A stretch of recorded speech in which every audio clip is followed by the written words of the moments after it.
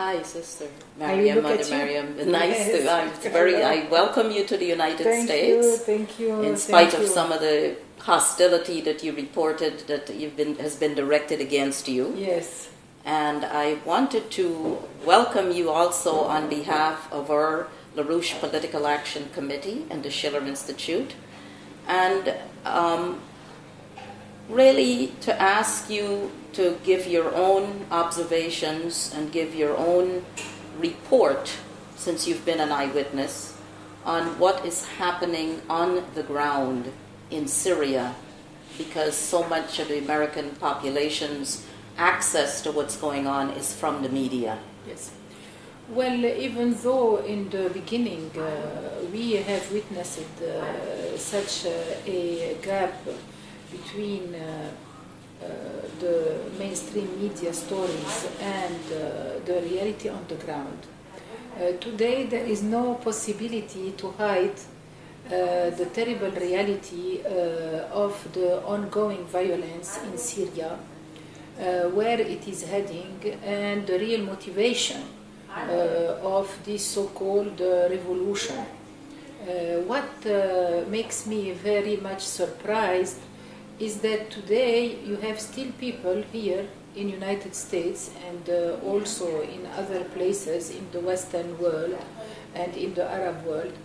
They continue to watch the mainstream media stories, and they are still believing that in Syria there is a radical or global movement, honest global movement toward freedom and democracy. And for me, I am very much surprised, because you have today many articles every day in many big newspapers or documentaries on TV, where you can see with your own eyes that Syria is invaded by foreign mercenaries coming from more than 80 countries, spreading violence under a exclusivist radical title of the so-called Islamic Caliphate. And like this, we watch the civilian population in Syria targeted by those death squads and by those hordes of terrorists that are spreading chaos, destructions, and defiling human beings everywhere in Syria. This is the fact. There is nothing else. Okay. And why do you suppose that the institutions in the West are not responding, including the religious institutions, the churches, the humanitarian institutions, etc.? Because in the beginning, the Arabic Spring and the Arabic Spring in Syria has been heavily depicted as a honest and legal strife for freedom, democracy, and human rights, which was opposed and ferociously repressed by a dictatorship, by a regime that is the regime of a tyrant. And those people, they believe the story, and they are sticked to this version of the facts, these titles. And with the intromission of so big powers like so much authoritative in the United Nations and on the international arena, nobody dares to think differently. And the mainstream media are every day orienting minds and hearts toward a false cause, and they are hiding thus the terrible crimes against humanity and atrocities perpetrated by those rebels. It's true that you have today an armed conflict. It is true that the Syrian army is struggling with those so-called rebels, but we have to seek the cause not in a repression of a democratic and peaceful strife for human dignity, but in a hidden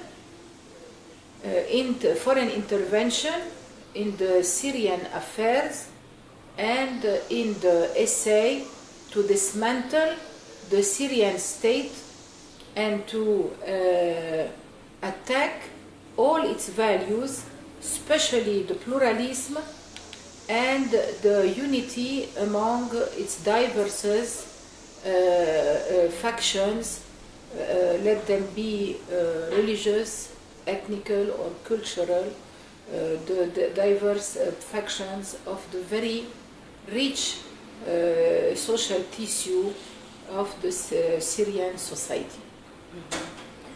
You described in the past that this is a proxy war, that it's almost like an invasion. Yes. What do you think of the idea that this Syria situation could lead to a global war? Well, we just bypassed it because after the so-called chemical attacks on West Ghouta, we were on the eve of a global war. Yes. You know. So we have bypassed it, but the interest from all the parts are so heavy and so much invested and engaged that we have always to fear in the future a regional or a global war, of course. Yes. And in view of the fact that the Pope has been speaking out very loudly against the humanitarian disaster, for example, in Lampedusa, and other humanitarian disasters, do you think that there is some kind of a moral deficiency in our society today, a breakdown of values, a civilizational breakdown that prevents us from responding to situations like this the way we might have responded 50 or 40 years ago? Yes, I think that there is a total collapse of civilization and total collapse of the international institution, beginning by the United Nations. I believe that today the law is that of the most powerful. The most powerful will impose its own reading and its own application of the laws following its own interests. And like this, we have a constant breaching of the international laws or a constant amendment of the international laws. I mean amendment that seek to bypass the international laws, for example, the right to protect or other amendments. And like this, what we are experiencing is the total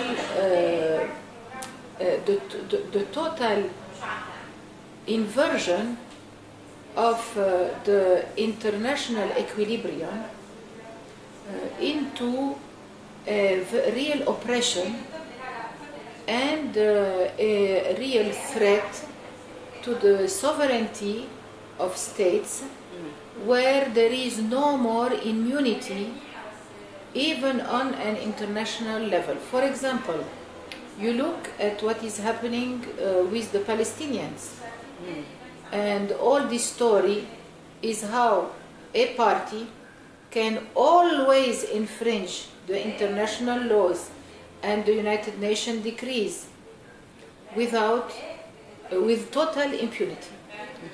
If you look in the Arabic Spring, before the Arabic Spring, if you look at the Gulf War, the invasion of Afghanistan, the invasion of Iraq, you will see that it is at each step an infringement of the international law and subsequently an infringement of the humanitarian international laws, because you incur in atrocities when you go to invade a country and you launch the daisy cutter bombs. You will have collateral damages, and we have seen massacres occurring with total impunity. And when Mrs. Albright was asked, was it worthy to kill 500,000 of children in Iraq, she said it is worthy. So we are, heading toward a new barbaric era, and with this collapse, the whole balance, the whole international peace that resulted of an international agreement after the Second World War, all this is collapsing. We are heading toward terrible days for everybody, where the mighty, let it be financially, let it be military, will impose its own law. And this is a threat to all the civilized world. We are like in the era of the invasion, of the Avars, of the Huns, of the Mughals. We are coming to this era. And the most terrible is that the religious institution, the moral leaders, are bypassed by this disinformation. They think they cannot imagine that those people who were the promoters of the international stability and security and were the founders of the United Nations and also of the charters of human rights, those same people or their successors are those who are breaching them and putting them into danger. It is very difficult today to have a prophetic word, a prophetic posture, and to address those issues. Those issues mean that you are discovering that the main power that are leading the world, the civilized world, the democratical world, are becoming a terrible dictator, the most terrible dictatorship and the most terrible oppressive system in the world history. This is the reality. Yes, very ironic. Very ironic. This is the terrible, it's a fate, And here in the United States, I am really scandalized that no, I did not find the United States that we see in the movies, that we heard about, that we hear about, that we consider as the first democracy in the world. I found people that are oppressed, that are killed. Yesterday we heard last week in LA someone also killed like this. Yes. There is, if you use violence and you as a leader or a moral reference, you justify violence for your own interest, and you call it that this violence is a right to protect or something like this, it means that any other man, any other individual will do the same. He has the right to protect his own interest. You see, it's a philosophical problem. Yes. It's an ethical and philosophical problem. And finance and military might will not resolve anything. That's why we call to come back to a real reflection on what is really happening and what would be the solution for the future of the humankind. I have read in my teenage years Aldous Huxley, Brave New World. Oh, yes. I think we are heading toward this. Yes. You see. And Syria is just a moment of the achievement of this new world order. Well, Mother Agnes, I would like to ask you then what I started to ask you the other day. What would be your message to the American people? Well, first of all, I love them. Okay. And despite, the errors or the choices of the American institution, administration, the American people are real, lovely people, honest and great people.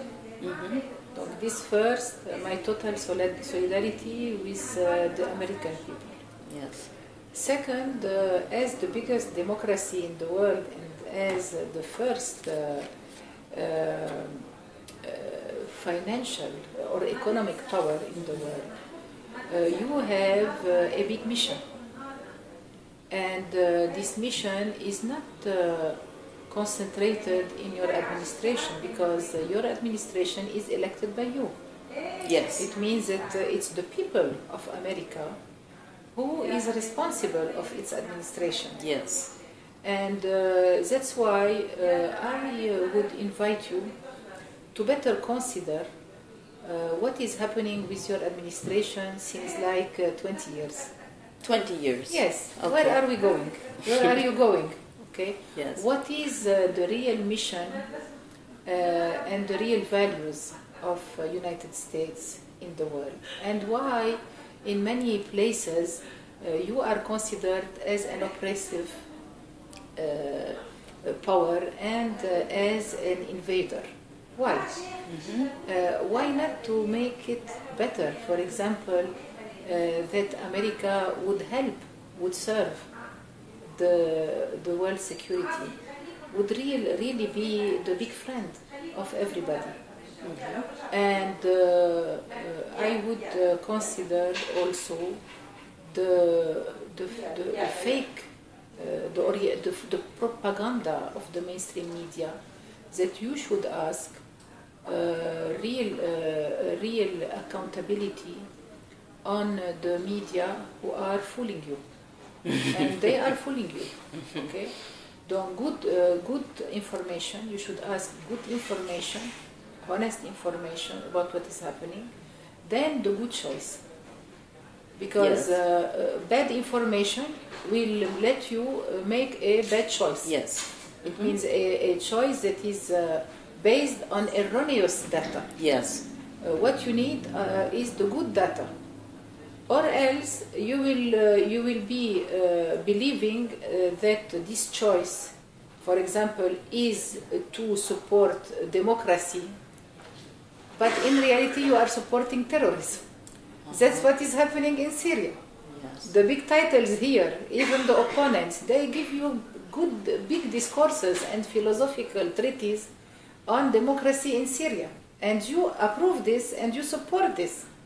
But the reality on the ground is that the strive is not for democracy in Syria, is to implement a radical kind of Islam that you will not accept for your worst enemies. You see, your worst enemy. So that is my aim. And of course, the American people, we should, all of us, choose the non-violent way. Of course, you have an arsenal. You spend every year billions and trillions of dollars for your armament and your defense system. I was surprised to see that the level of life here is much poorer than in Europe, for example, or even in Syria. Oh my. In Syria, we had free education and free health system. You did not have to wait, for example, 3 months to get an X-ray. I have a friend, he waited 3 months to have a free X-ray. It means that there is a collapse, an economic collapse here in the United States. Of course you will have this collapse if you are spending all your money to have heavy weapons. You see? So maybe the choice of non-violence could be a good choice, and also on a humanitarian level, the non-violence will keep you on a high-ranked level of values. While if you choose violence, as I said, you can be considered as an invader or as a tyrant, because your might, is to be imposed on others with violence. Non-violent is the good way to live together in a peaceful world and build something together, while the violent way is to destroy on a individual basis to benefit from the other. So you eliminate a rival to take his place and take his commodities or his resources. But the non-violent way is to consider the other not as your rival, but as your partner. Exactly. And like this, you can we can build a better world. Yes. With solidarity, with love, with relation. It's positive. Yes. While violence is very negative, and the justification of violence is a terrible philosophy. It's a philosophy, that has been adopted by Adolf Hitler, by Mussolini. And today, I don't know why in the civilized world it is adopted by the great democracies. I think it's an error. We have to revise it. Yes. I wanted to ask you one more question in the time remaining. You mentioned that you had presented some evidence, I think, to the United Nations. Yes. And are you calling for a United Nations report or formal commission on the situation in Syria based on your evidence?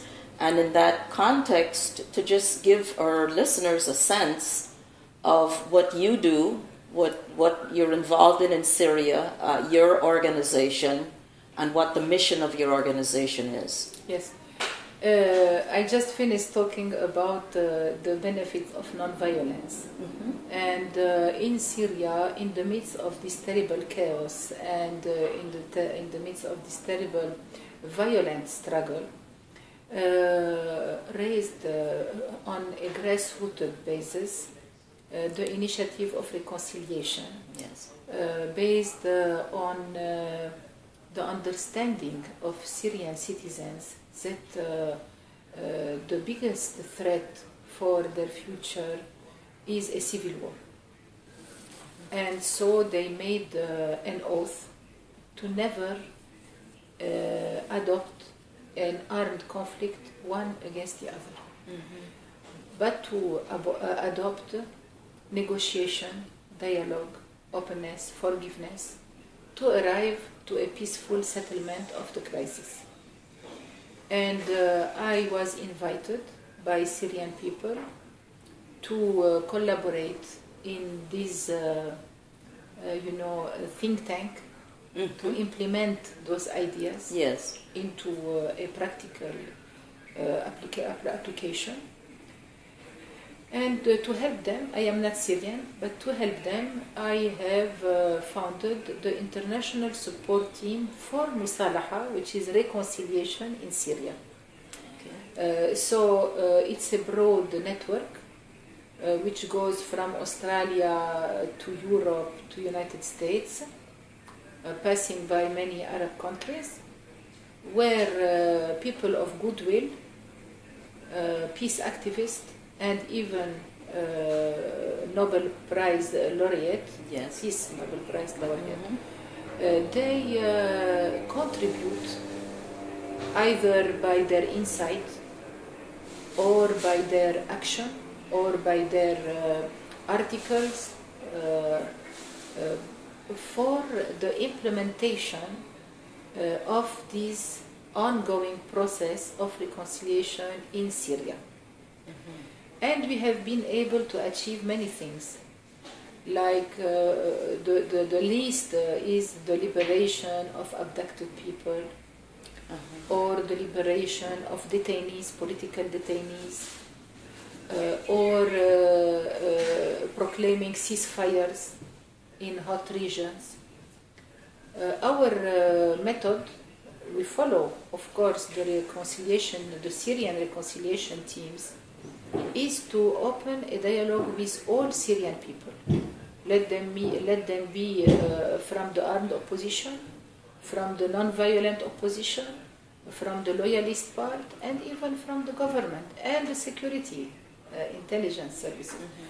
Because if you want to serve the civilian population and put it apart from violence, you have to be in contact with all the parts that contribute to this violence. Yes. Okay.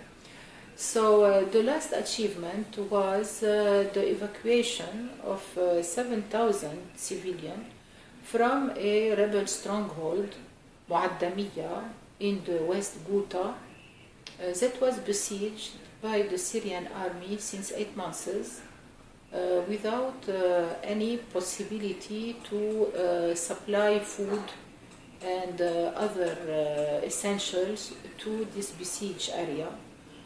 This led to a kind of starvation of the civilians. And I was asked by those families that they would prefer to be evacuated because I was negotiating the supplying of food and other alimentation to them, but they prefer to be evacuated.